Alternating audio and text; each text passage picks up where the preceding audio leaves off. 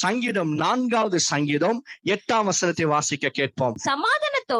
சமாதானத்தோட படுத்துக்கொண்டு நித்திரை செய்வேன். கர்த்தாவே நீர் ஒருவரே என்னை சுகமாய் தாங்க பண்ணுகிறீர். எல்லாரும் இந்த வசனத்தை சொல்லுங்க. கர்த்தாவே நீர் ஒருவரே என்னை சுகமாய் தங்க பண்ணுகிறேன். அல்லேலூயா. என்னை சுகமாய் வைத்திருக்கிறவர் யார் அப்படின்னா கர்த்தர் ஒருவரே.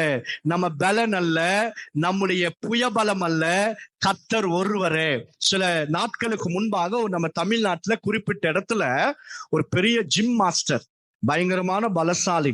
அவர் பேர் ஜிம். அவருடைய நிறைய சாப்பிடுவாராம். அவர் உடம்புல ஒரு வியாதி கூட கிடையாதாம். காலையில போறாராம், ஜிம்ல போய் எக்ஸசைஸ் பண்றாராம். சடனா பார்த்தா செத்துடுறாராம். அவ்வளவு பெரிய பலசாலி செத்துடுறார். அவருக்கு என்ன வியாதி? ஒரு வியாதியும் கிடையாது. ஆனா கர்த்தர் பாருங்க, நம்ம சாப்பிடாம நிறைய நாள் ஓடினே இருப்போம். நம்ம ஆண்டரைக்காக ஓடி உபவாசம் இருப்போம். நிறைய இடத்துல எல்லாம் ஓடி ஊழியம் செய்து கொண்டே இருப்போம்.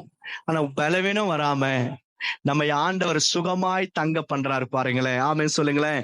ஆமென். அல்லேலூயா.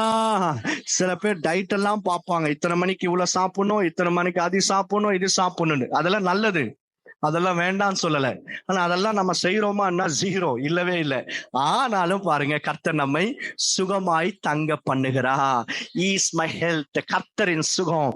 அவர் தான் என்னை சுகமாக்குகிறவர். உங்க சரீரத்துல எந்த பலவீனம் இருந்தாலும் கர்த்தர் ஒருவர் தான் உன்னை சுகமாக்குகிறவர். கர்த்தர் ஒருவர் தான் உன்னை திடமாய் நிற்க செய்கிறவர். அல்லேலூயா. கைய மேல எடுத்து, ஆண்டவரே எனக்கு கொடுத்திருக்கிற சுகத்துக்காக ஸ்தோத்திரம் பண்ணுங்க. நல்ல ஒரு 7 ஸ்தோத்திரங்களை சொல்லிடுங்க. அப்பா, எனக்கு கொடுத்திருக்கிற சுகத்துக்காக ஸ்தோத்திரம், ஸ்தோத்திரம், ஸ்தோத்திரம், ஸ்தோத்திரம், ஸ்தோத்திரம், ஸ்தோத்திரம், ஸ்தோத்திரம். ஆண்டவரே, கைகளை தட்டி கர்த்தருக்கு நல்ல ஒரு மகிமை செலுத்துறோம். அல்லேலூயா. சரீரத்துல நல்ல சுகம் இருக்கும் போது அதோடைய முக்கியத்துவம் நமக்கு தெரியாது.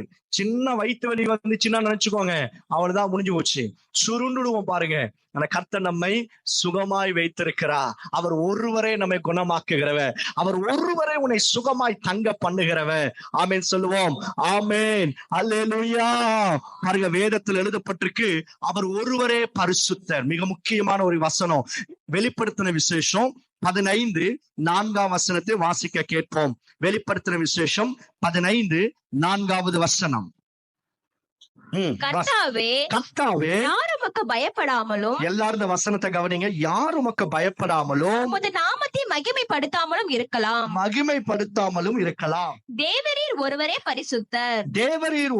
பரிசுத்தர். எல்லா ஜாதிகளும் வந்து உமக்கு முன்பாக தொழுது கொள்வார்கள்.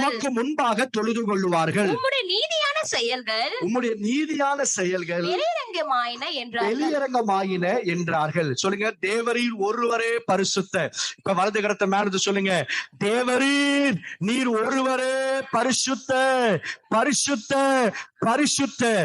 வேதத்தில் எழுதப்பட்டிருக்கு, 24 அந்த மூப்பர்களும் ஏகமாய் கூடி கேர்பீன்கள் மத்தியில, சேராபீன்கள் மத்தியில தேவனாகிய கர்த்தர் வீற்றிருக்க, எல்லாரும் தங்களுடைய கிரீடங்களை கலற்றி கீழே வைத்து, இருந்தவரும் இருக்கிறவரும் வருகிறவருமாகிய சர்வ வல்லமையுடைய தேவனாகிய கர்த்தர் அவர் பரிசுத்தர், அவர் பரிசுத்தர், பரிசுத்தர், பரிசுத்தர் என்று சொல்லி அவரை போற்றி வணங்கி கொண்டிருக்கிறோம். 2 கைகளை மேல வைத்து சொல்லுங்க, இயேசுவே நீர் ஒருவரே பரிசுத்தர், நீர் ஒருவரே பரிசுத்தர், பரிசுத்தர், பரிசுத்தர், பரிசுத்தர்.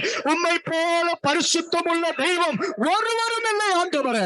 நீர் ஒருவரே பரிசுத்தர். கைகளை தட்டி கர்த்தருக்கு நல்ல ஒரு மகிமை செலுத்துறோம். ராபாலா கதாரா மௌலியா அன்சலாதன மௌலியா. அவர் ஒருவரே பரிசுத்தர்.